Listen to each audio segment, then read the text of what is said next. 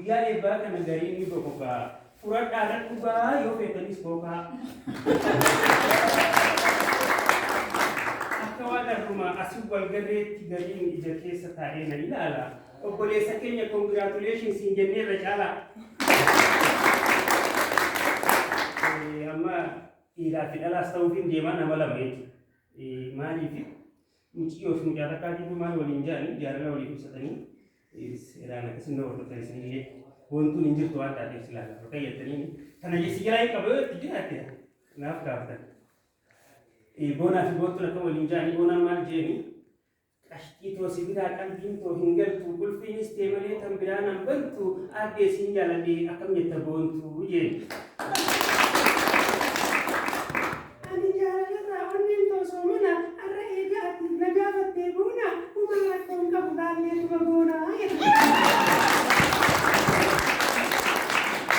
Namni sossobee buluutuu siin baniin hansin irraan fadhuu atummaan nanganii dhiyoon dhukkubsadhallee siin naaf ta'atanii jenni.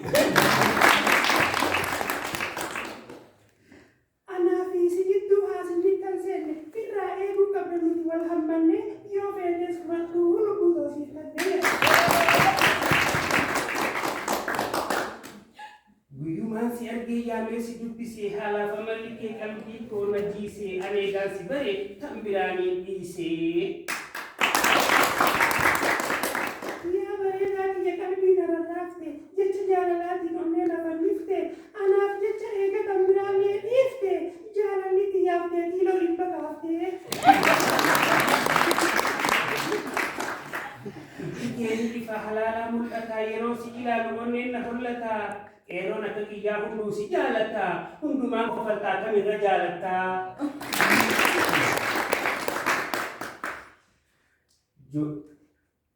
Ijoollummaa hin qabnu mul'achuu guddanne afaaniin jaalalaas walitti dubbanne ofitti na qabdee takkaan hin dhunganne.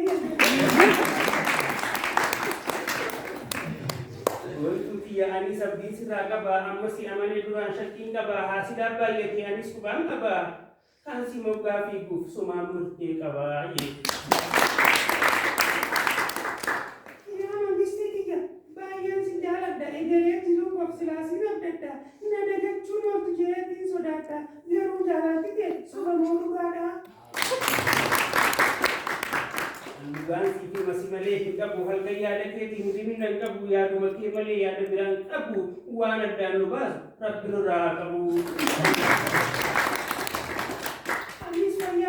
Garuma kee malee walakkaan jabaattee bilbilumaan malee akkanii fi guyyaa anadda wallaalee akkami dhufuuti yoo si bira galee jirte. Bareedduu tobeetu yaa magaala kaaruu namni akka kintiin naaf ta'e hin jiru asummaan if duraanan goddayin garuu jedhe. Silaa garaan kiyya suma bira fedhaa bakka inni jiru nageessinaan jedha halkanra fuudhine ce'ee na godha dawaasiitu beekaa fi dhiitiin godha.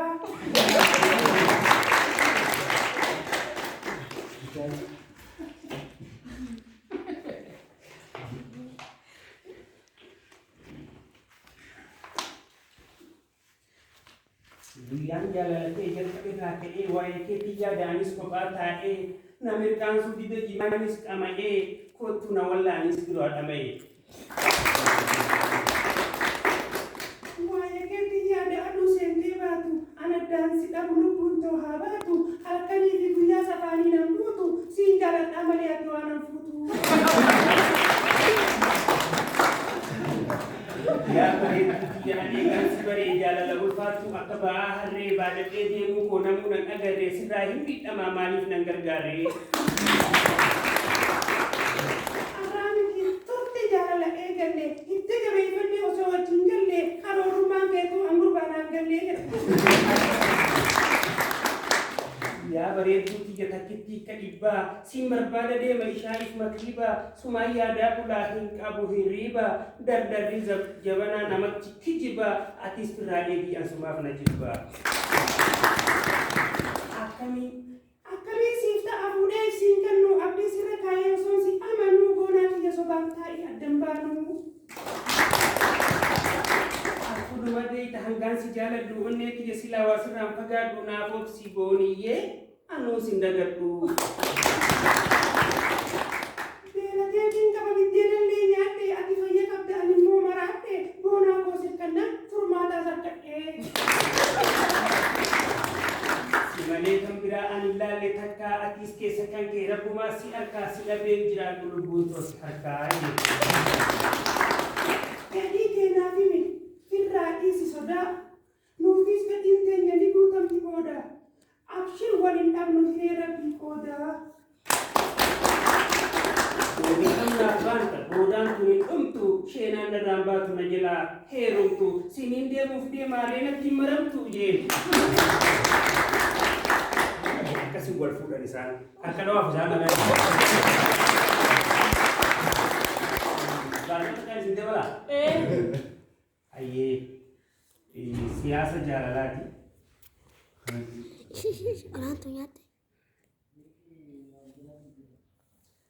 Siyaasa jaalalaa kan uumamaan faallaa adagaa bilbilaa dirree gubbaa miilaa Itiyoo telekoom keessatti ilaalla hordofaadha jedha. Jaalalaa gurguraaf gargaara qasasee xalaayaa barreessee teelee bira geessee kursii irra gatteessee waan jette dhageessee eega silkiin dhuftee namni naqisaasee hundi bilbilumaan walitti hasaasee qaatiraa wal bulchaa hiriira ol kaasee. Yaa warra teeleedhaan subana kaasee si tarrafe kaasee alatti gabbaase niin eega yoo rabbiin haqa kiyya baase jettee isi gochuu miidiyaan jenaa edanuuf gabaase. Kan abbaa jalaabuu guyyaa silkiin kaafne halkan ijoollee namaa hirriba xindiifne akka abbaan ijoollee barnoota hin barsiifne warra godhaa jiru poolisa agarsiifne irraa dhodhu qabnaa haadhasaa agarsiifne. Dargaggeessa kana warri nu tuffatee jimaasaa guurratee xiqqoo gurguratee kaammii ka guuttatee chaargeeffamaa oolee halkan yeroo tole isa kanan jettu kan guyyaan hallole.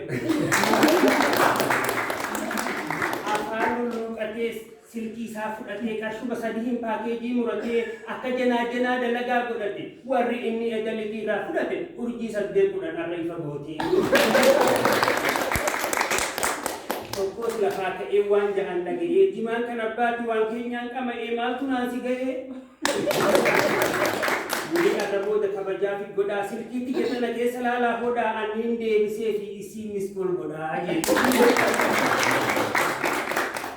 olii fi gaddabdiina harkaa wal qabdiina dhorkite abdii silkii harkaa qabdii hundarra qabdii jedhee amma qabdii ijoolleen itti jibdii. Kanaaf godhaa. Karooraan miti tasumaan gad dhufe kanaafiin ol ka'ee isin biraan ga'e xiqqoo waan naaf dhufe amma immoo fitadhee booda rabbii beeke yoon deebi'es dhufe.